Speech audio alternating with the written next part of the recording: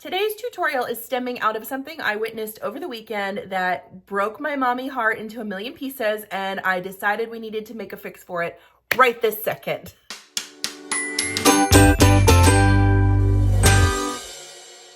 Listen, middle school is difficult, but for girls, I feel like it's a million times worse because of one specific thing. That's around the time most of us become a woman. And you know what I'm talking about. We start carrying around personal hygiene products. That can be embarrassing if something happens, which is what I saw over the weekend. We were at a school dance and this poor little girl had obviously gotten her cycle. She was trying to get to the bathroom in a discreet way and she had put her tampon up her sleeve. And as she was walking to the bathroom, it fell out. And I saw the whole thing happen and I wanted to cry for her.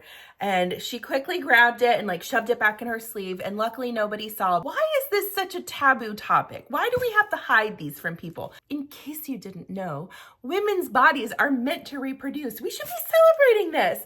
But I get it. When you're 12 years old, that is not something you want necessarily everybody to know. So today we're solving that problem. I'm going to show you how to make a quick and simple little personal hygiene bag with a wristlet. So if someone in your life could benefit from this, to have a discreet way to take all of these nice items to the bathroom so nobody sees it. Let's get to solving some problems and making some teenage girls' lives a little bit less awful. What we're going to use for this project is just some simple quilting cotton. I've got one piece set aside for my main outside pieces, and then I'm going to use this for my lining. We're going to use a little bit of Fusible fleece, this is a medium weight Fusible fleece. You don't have to use this, but it does give the little pouch a little bit more squish and structure, and I like that about it. So you can get this on Amazon. I love it by the roll. It's a huge helper in the sewing room to keep things nice and clean. And then I'm also going to use just a tiny bit of lightweight interfacing. We're trying to give a little bit of stability, but also some squish to this bag. We're also going to use this when we make our wristlet for the bag. Speaking of the wristlet, you're going to need a D-ring, which you can get these on Amazon in all different colors. I think the gold would look pretty on this one. And a lot of times they'll come with a full set of D-rings, sliders, and then the swivel clasps. So we'll need one swivel clasp. Is that the same color? There, that's this. Okay. And this wristlet part is optional. If you want to just make the pouch where they can carry it, that's fine. I was going to make a little wristlet so she can just throw it on her wrist and act like it's not a big deal, because it's not a big deal. It's not a big deal. Women are amazing, okay? I'm just trying to get that point across. On the topic of amazing women, I just took a class by Danielle Clef on Skillshare called Painting with Thread, Modern Embroidery for Beginners. Her Skillshare class was life-changing. Thank you so much to Skillshare for sponsoring today's video and for introducing me to Danielle's class. I dabble in embroidery and have done a few pieces, but I've lately been seeing some really innovative things in the embroidery community and was like, how do I even begin doing that? Well, that's where Skillshare comes in. Skillshare is an online learning community with thousands of classes for creative and curious people just like you and me. You can find topics on a plethora of subjects on Skillshare, including illustration, design, photography, video, freelancing, and so much more. For me specifically, I always want to learn the newest things in sewing and embroidery, and Skillshare is a perfect place to find those. The reason I was pulled to Danielle's class specifically is she'll use different items in the world, like a tennis racket or a piece of fencing, and she'll create beautiful artwork on it using embroidery techniques. That is exactly the type of person I want to learn from. An innovative instructor who teaches me how to look at something through a different lens and maybe think outside the box on its creation. Skillshare is loaded with instructors just like that. They expand your way of thinking, they push your creative limits, but they're also super approachable. Over and over in Danielle's class, she reiterated to us that it's okay to make mistakes. She made me feel like I could tackle the project without any issues. And that is what I love about Skillshare and its platform. That's exactly the type of people you will find on there. That being said, Skillshare was kind enough to offer the first 500 people to either scan this QR code or to click the link in my description a 1-month free trial of Skillshare. You have nothing to lose from this deal and everything to gain, including knowledge on how to do something brand new. Speaking of, let's get back to our project of making the cutest little personal hygiene pouch. We want to make this pouch big enough to hold about 3 tampons and maybe a little panty liner or some wipes, maybe a chapstick, but we don't want it to be enormous, right? I'm thinking I have this little pack of wipes here that I was going to try and get in there too. And this is about the same size as like 3 or 4 tampons. And then, yeah, so as long as it's bigger than this with some seam allowances, we should be good. I'm going to do 7 inches across, and let's do 1, 2, 3, 4, 5 inches tall. That sounds good to me. I'm cutting through both fabrics at the same time. And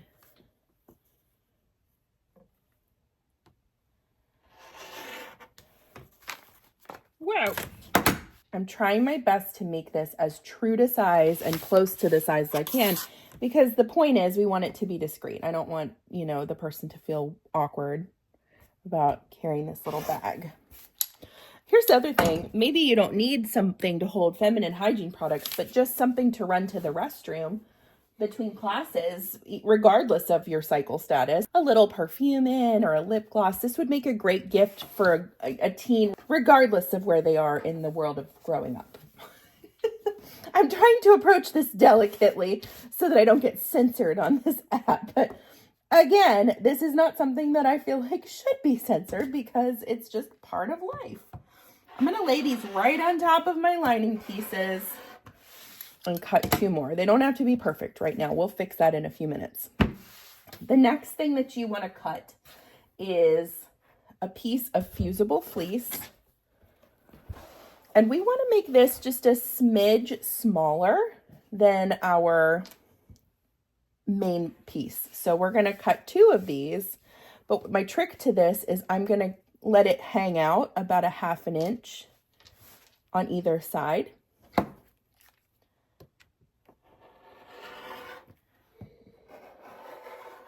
And cut it out that way. So this means now that this will lay centered and it won't get in your seam allowances, which will be 1/4 inch for this project. So cut another one of those. As you can see, my measuring is very scientific on this project. So essentially, this is going to be what, like maybe 6.5 by 4.5. Let's see. 6 by 4. 7 by 5 for your main and lining pieces. 6 by 4 for the fusible fleece. And then my trick here is for this other piece, whatever you use, if you use SF101, Shape Flex, which is also known as Shape Flex. This is just like a light to mid-weight interfacing. Again, we're just trying to add some stability. Cut these the actual size of your main piece, and I'll show you why here in a second.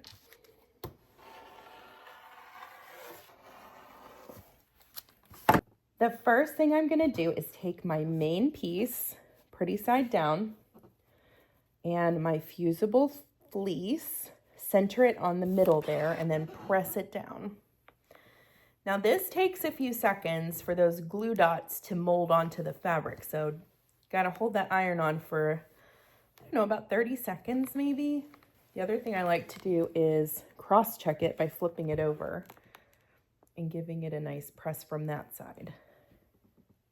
Now set this aside and let it cool while you work on the other piece. Okay, set that one aside and bring your cooled off piece back and lay this right on top. So it sort of creates a sandwich that locks in that fusible fleece. You don't have to do it this way. I just, for some reason, it makes me feel like it's more secure. The bag needs a zipper for the top. You didn't think you were going to get out of this one without a zipper. Come on. But this is about the easiest way to install a zipper ever. So stick with me because I know you can do this even if you're brand new to sewing. What you want to do is grab some zipper by the yard if you have it. If not, just buy a zipper from a local craft store. You're going to cut it down a little bit. We don't want the zipper to be the same length as our bag. We want it to be about 1 inch shorter. So I'm going to pull that back 1 inch and give it a snip. So when it is centered, you'll have about 1/4 to 1/2 inch on either side. I have this fun little zipper pull. To install your zipper pull, you just open up the legs of the zipper, slide it down on one side, hold it with your thumb, and then slide it in on the other side. Then I like to just lay this down on my mat and sort of even up the teeth. Put your fingers down and pull it up. Easy peasy. Now we need to cut 2 more things out of our fabric. I'm going to use my pink fabric for this just because I can. We want to cut 2 zipper tabs, which will go on the ends of our zipper, and those need to be 1.5 by 2 inches. So I'm going to cut a 3 by 2 inch piece of fabric. And then cut that in half so that it's 1.5 by 2 inches. So you got your 2 zipper tabs. Now it's time to sew. Enough with this prep work. Let's get to sewing. I am using regular, just polyester white thread. My needle is a 90-14 for this project because we are going to be sewing over some zippers and some other fun, exciting things. So you want to make sure your needle can handle that. Now the first thing we're going to do is sort out this zipper. Take those little zipper tabs that we created, and I want you to fold the bottom up, the top down, so that those 2 pieces, like the raw edges, meet in the middle, and then fold it in on itself. So you're disguising all the raw edges except the side ones, which won't matter. Go to your zipper, lay it inside, and we're going to sew just a little stitch right there, as close to the edge as you can without missing the fabric. So I'm going to do mine about 1/8 of an inch away. And because we're using fake metallic zipper, it'll sew right over it. Do not use metal zippers and then try and sew over them. You will break your needle. These are meant to look like metal, but they're not. Isn't that exciting? Then you're going to trim down your sides so that they're flush with the side of your zipper, and repeat that on the opposite end. Now, if your zipper is open on this end, it might be just a little bit trickier. Nothing you can't handle though, because I believe in you and so should you. To tackle this step, you might want to get a clip involved. So hold your teeth together best you can, slide that in there, grab a clip, and I usually put it on the far end that I'm not sewing right away, because then I can ooch this in as I'm sewing it. So lay it down and ooch it in. Yes, ooch is a word. And then get your alignment right where you want it. And then you can remove it once you have everything lined up, because you're going to hold it with your fingers then. So cute. Easy peasy. Trim those little sides. For the next step, you're going to take one of your main pieces and your zipper, lay the zipper pretty side touching pretty side to your main piece, and center it on that fabric. And I want you to put a clip there, maybe 2.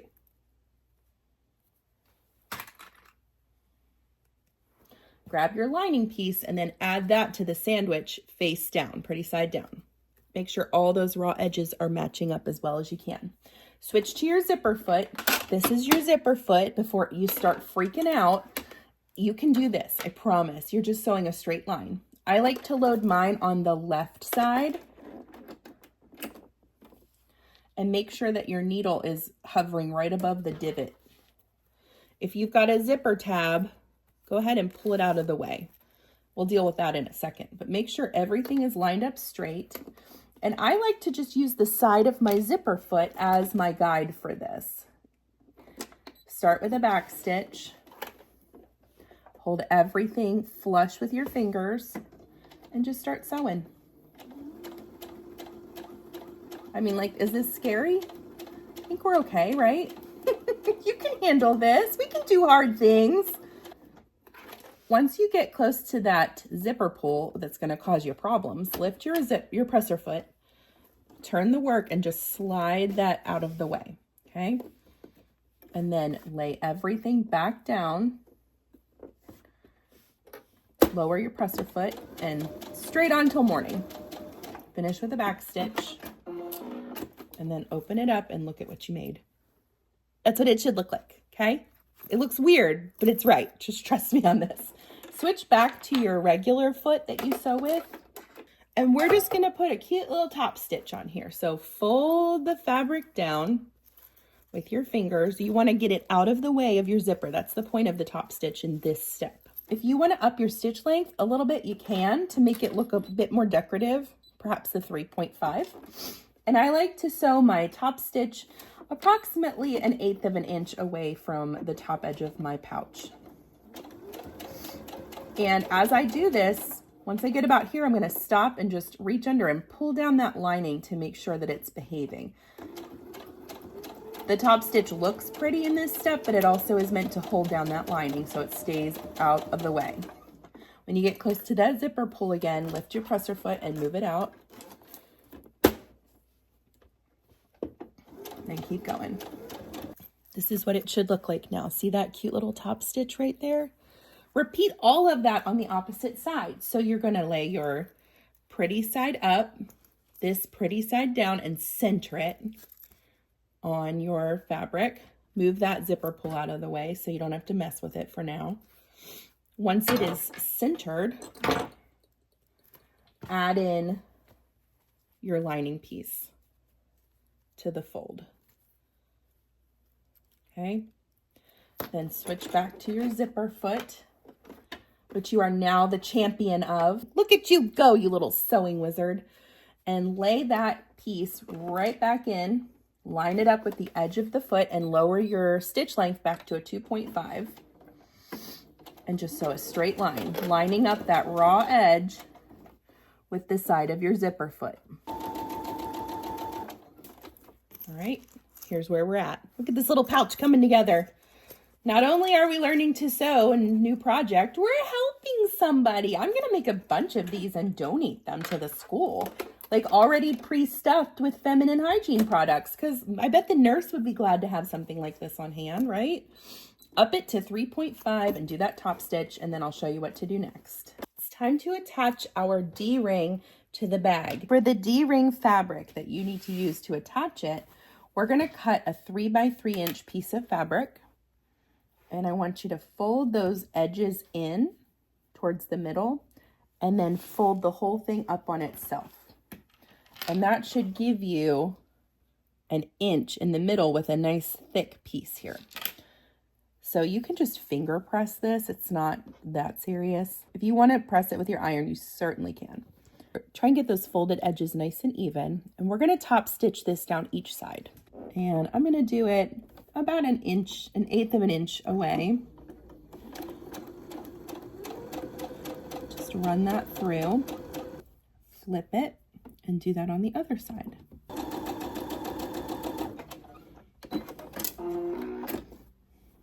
Lovely. Now take your D-ring and slide that fabric through. And for now, I just want you to sew just a stitch right here. It doesn't have to be any specific length, just as long as it's holding those two pieces of fabric together temporarily. Lovely. Now these little threads are driving me crazy, so let's trim them. Go back to your pouch, and we need to decide where we're going to put this D-ring. I just realized I used gold with silver, but I don't care. All right, so if this is where the zipper is, I would kind of like to have the wristlet coming out of there. That said, I'm going to flip everything up, including the lining from this front piece, because I don't want to mess with that right now. Aim this in, and then whatever length you want that to be sticking out of your bag, you can make it. I like mine to be a little bit shorter, so as long as it's over 1/4 of an inch, which is our seam allowance, you should be fine. I'm going to put mine right about here, so that's about 1/2 of an inch hanging off the edge. And I'm going to baste this right here. You can clip it to hold it in place if you'd like. So just along that edge there, just to temporarily attach this, that's what we're going to do. It's time to sew up this little bag.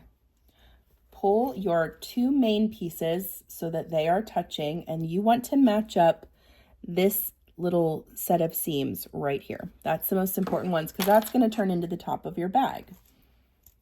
So match everything up, and we're going to clip up here.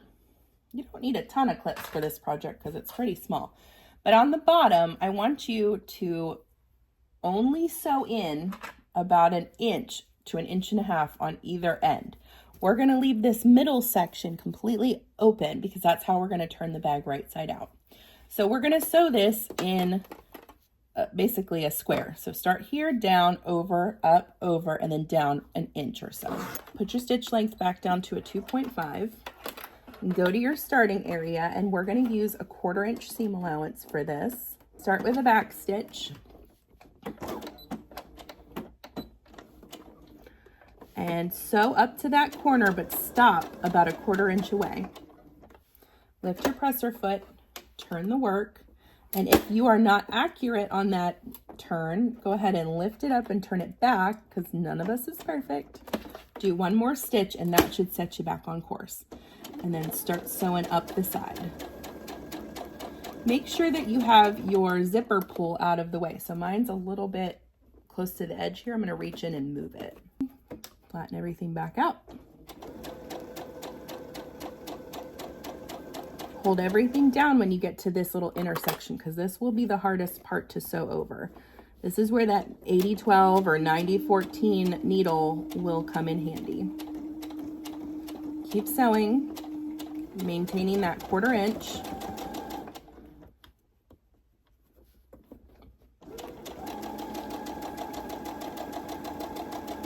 Stop 1/4 inch away, lift and turn,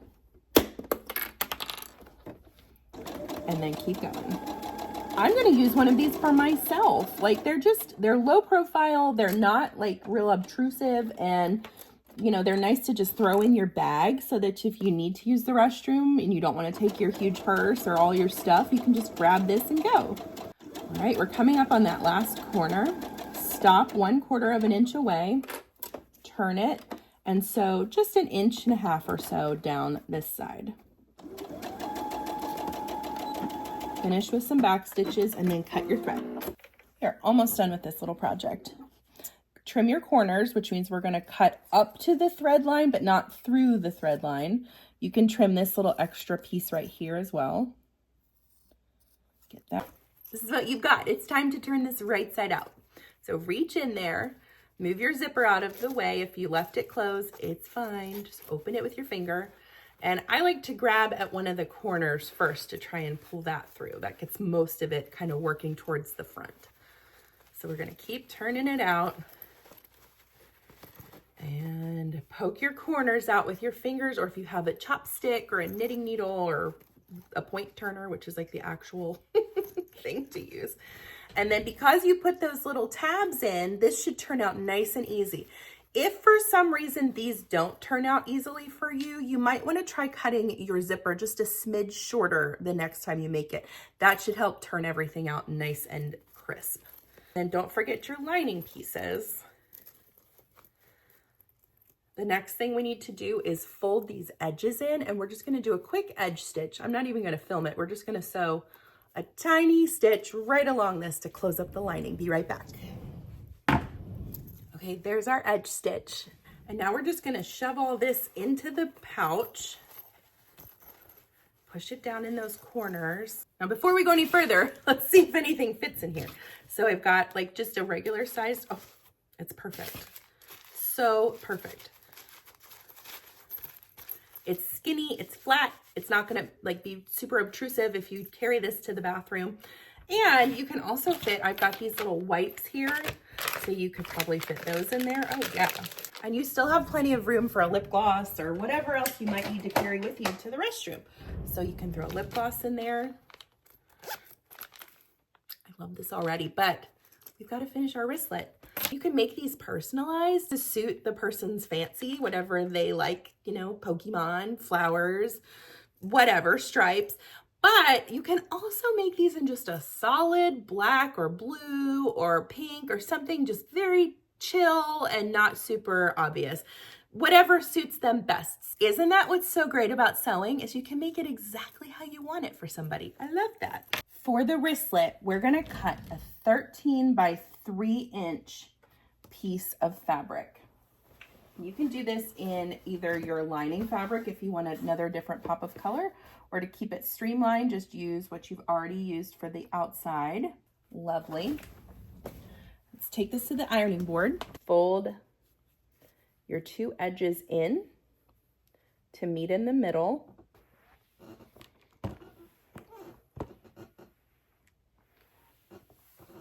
And then fold the whole thing in on itself.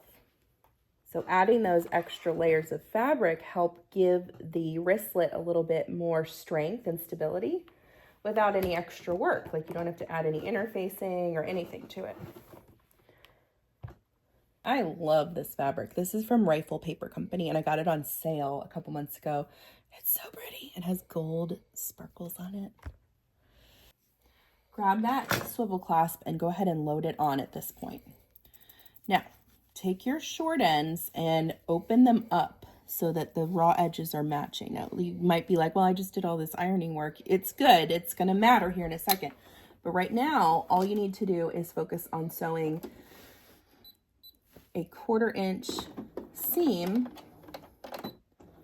to close up the end of your circle.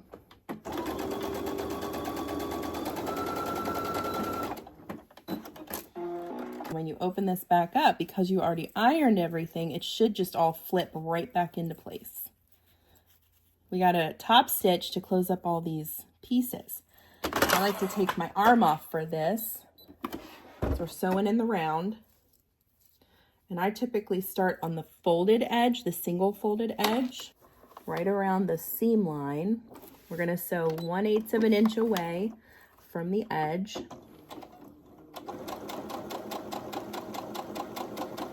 And I just keep moving that swivel clasp down and out of the way.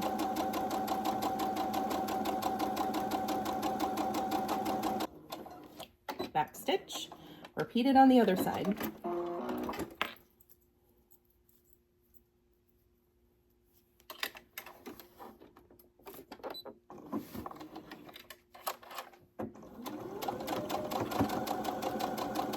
And then pull the swivel clasp right where that seam line is and fold it down where the seam line, that way it hides it. You don't even see it then on your wristlet.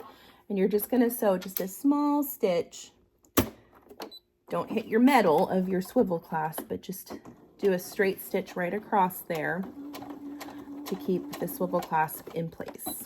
Now we're just gonna attach the swivel clasp. And there you go. Listen, middle school is hard enough on its own. So if we OG ladies can make it just a little bit easier on these girls, let's do that. I'm going to make a bunch of these and donate them to the school nurse at my son's middle school. This has 3 tampons, a lip gloss, and a pack of wipes, all concealed in this cute little pouch that they can just throw over their wrist and take. I don't feel like anybody would look at this and be like, no, what do you got in there? If you're doing any fall or Christmas market, this would be a really great item to have on hand at those events. And you can, you know, mock one up and show them what it is and what's in there. You can explain that it's like meant for anything, but it really is helpful for hygiene products specifically. So there you have it. Quick and easy. I hope you enjoyed today's tutorial. Make sure to like and subscribe to stay up to date on all of my upcoming content. You know, I've always got some fun things in the works. I'm Chelsea with She Sews Seams. Thanks for following along, and I'll see you next time.